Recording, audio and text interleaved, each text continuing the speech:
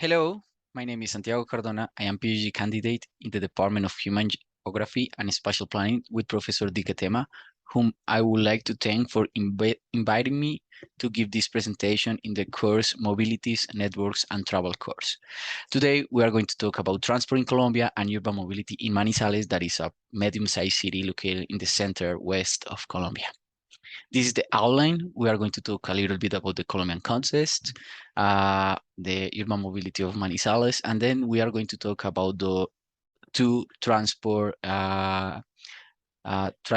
initiatives in the city, the aerial cable car and the bike sharing system.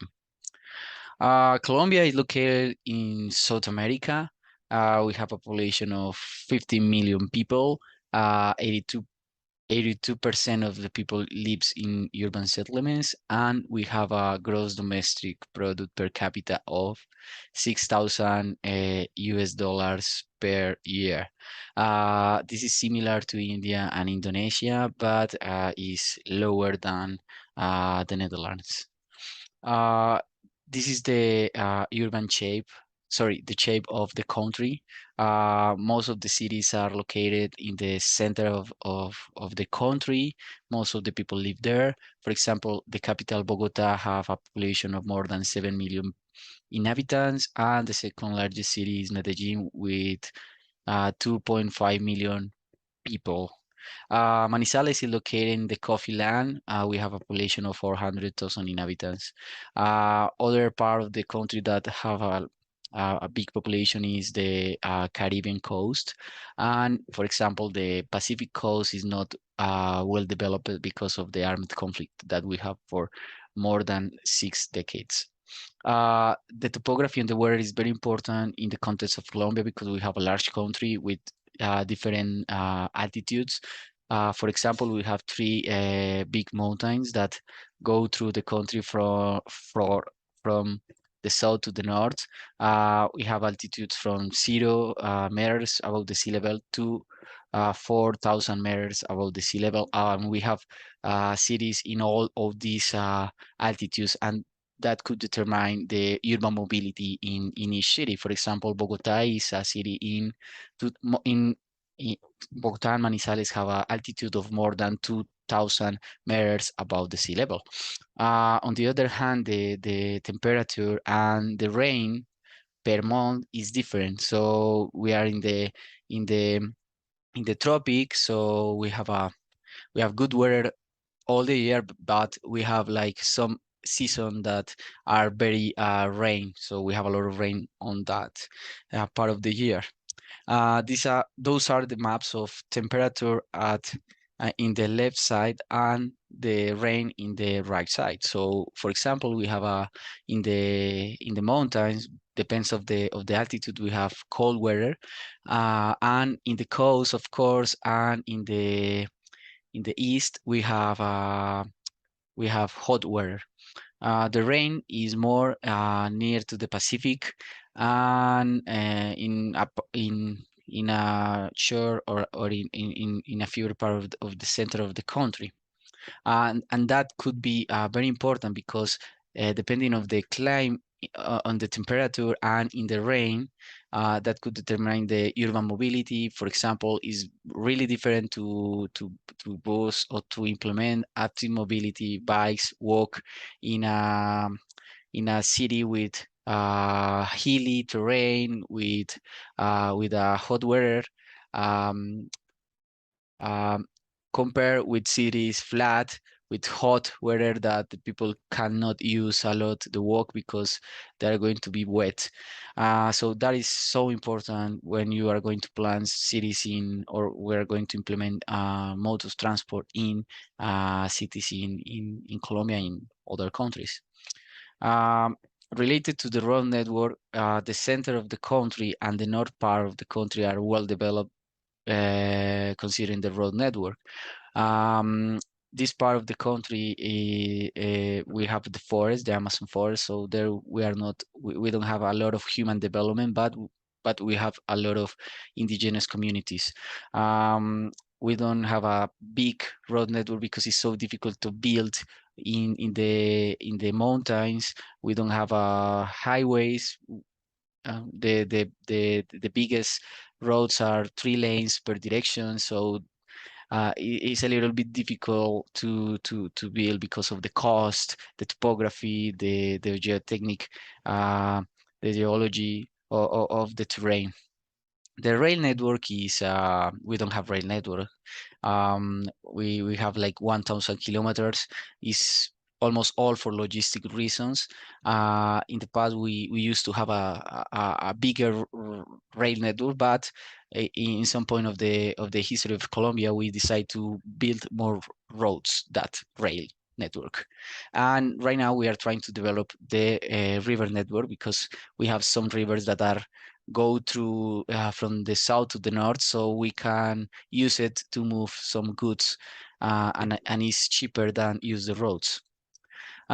Considering the urban mobility, we have several modes of transport than other parts of the world, but I think that the most iconic is the bus rapid transit that is called Transmilenio in Bogota. They start operation in the 2000 century, in the 21st century, in the beginning of the 21st century. And right now, Bogota is building the first line of the metro system. Uh, for example, Medellin, that is the second largest city, they have metro, tramway, they have aerial cable cars, they have BRT. So that city have better public transport system than Bogota, considering the population. Um, Something really traditional in Colombia are the buses, are buses that are not formally uh, operating. They have a lot of flexibility in the stops. They have fixed routes, but we you can stop the bus in each part of the roads. You commonly you pay by cash. We are trying to develop some public transport system around those buses using smart car data, GPS, but it's so difficult because when you start to implement all these things, the price of the system increase, and we need to invest more budget in the public transport system, and the government uh, try to save money in this part of the government budget.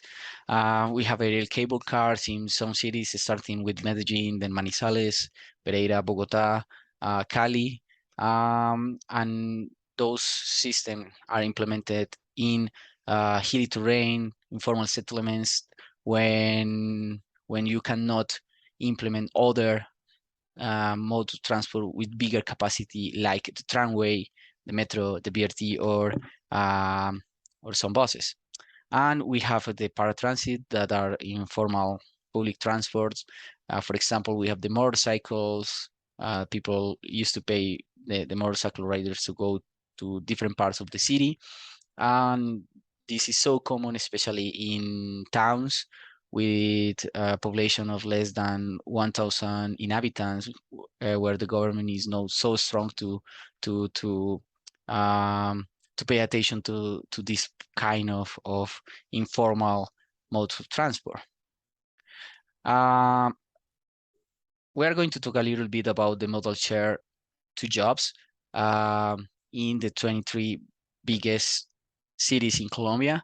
At first, we are going to talk about the total. So, for example, we have that BRT is uh, have the biggest percentage with 20%, but this could be a bias in the results because, for example, Bogota have more inhabitants that most of that the other cities in Colombia. So we need to analyze these results considering each city, and we are going to analyze considering the mode of transport. For example, walk. We have two cities, Pasto and Tunja, with cold weather. So you have good weather all the year to walk because you have physical effort and you are going to wet. But in those cities that are small, you can walk without be so sweaty. Um, The bike, for example, in Bogota is so strong because they have like more than 500 kilometers of bike paths through the city. And Valledupar, that is a medium-sized city, but it is flat and is near to the Caribbean sea. So they have good weather almost all the year. The BRT, of course, in Bogota is so strong, but in Cartagena, that is the most touristic city in Colombia, is so strong too. For example, the traditional bus is so is strong in Barranquilla, and this is so interesting because Barranquilla is a city with 1.3 million inhabitants, and they have BRT implemented. So something is happening when with these two modes of transport, with the BRT and the traditional bus. And we have the taxis and the TNC, TNC platforms like Uber, Didi, and Cabify. In Cali, that is a city of 2.2 million inhabitants, is so strong, more than 10% of the modal share. I remember that this is only for the travel to jobs, because the survey that the government conducts is only for this. The car, 22% in the cities of Armenia and Manizales, that are medium-sized cities located in the coffee land of the country. About Manizales, we are going to talk more in the next slides. But those cities are characterized about to have not a lot of congestion, so people could move with cars easily. The motorcycle, that is I think that is the favorite mode of transport in Colombia, private mode of transport, because it's so flexible, is not expensive, but is really difficult to control in the cities. So they have a lot of they develop high speed in the roads, are so dangerous for the other modes of transport. For example, in we have more than 7,000 deaths per year because of road crashes, and more than 60% are related with motorcycles. So we need to pay attention to to this mode of transport in the future. And the paratransit is very important in cities with near to 200,000 inhabitants, like for example Riohacha and Sincelejo, and especially in cities with hot weather, more than 27 centigrades per day. Okay, the Manizales case is very interesting. It's a medium-sized city located in the center west of the country. We have 450,000 inhabitants. The public transport is developed around the traditional buses with 72 routes, and we have 3 aerial cable car lines. One is under construction, that is the dot line red. We have hilly terrain. This is the digital elevation model. We have altitudes from 1600 to 2800 meters above the sea level. So we have mountains in all the city. I don't know why the people built here, but we have this city that is really particular, and we have this urban shape that fits to the mountains. For example, those are some of the hilly roads that we have, and we have high slope, more than 10% in some cases. The temperature and the pluviosity are similar to other cities in Colombia, from 14 degrees to 23 degrees all the year.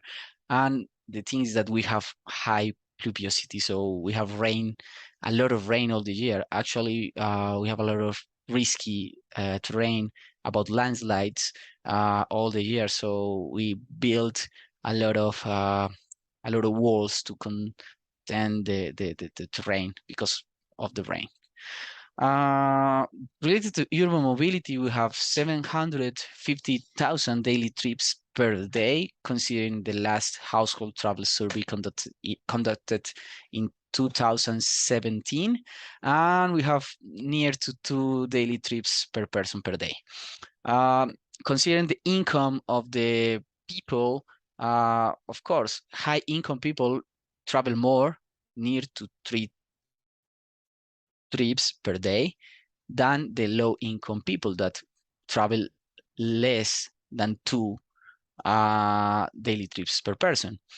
And this is different when you analyze considering the sex. Female people travel less than male people. And we have, in this case, a statistical difference. And in the future, we need to create public policy in order to give equity considering the socioeconomic strata that is like a categorization that we have in Colombia about the income and the sex and the age and other other variables that could determine the urban mobility of people.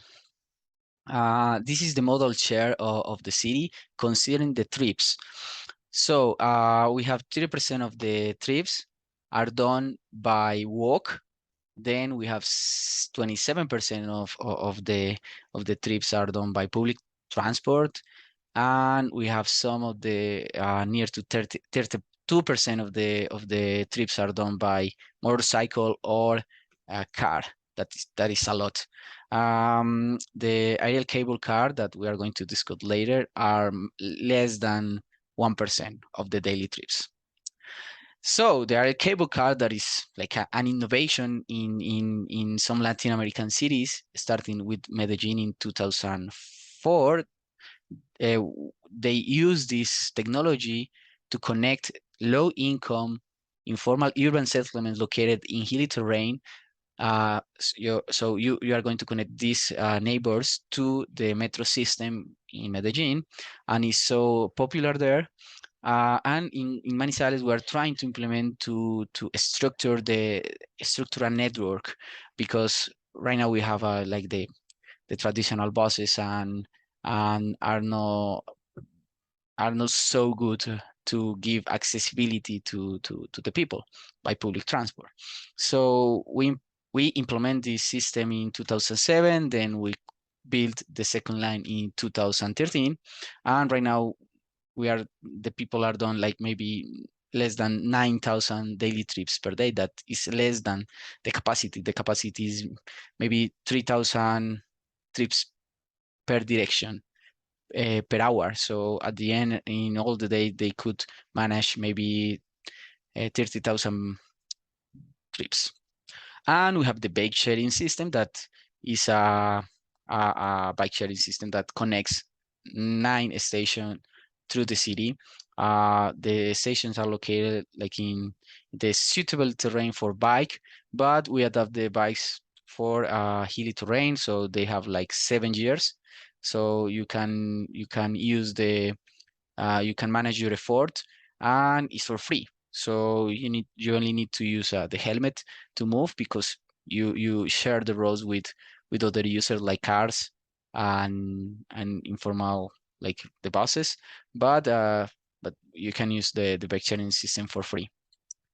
So thank you so much. I don't have more time to discuss, but you have this final remark that you could read in when I send to you the presentation. But the most important thing is that in Colombia and in other countries around the world, all the cities are different. They have a special characteristics. So you need to besides the transport variables, you need to take into account other things like the weather, the topography, the rain, because that could determine the culture, the way that the people move in the city. So this is so interesting about this beautiful country when I came from. So thank you so much. Um, those are the reference, and if you have some question, you can send to me to the email, or follow me in the Twitter account or the LinkedIn. So thank you so much.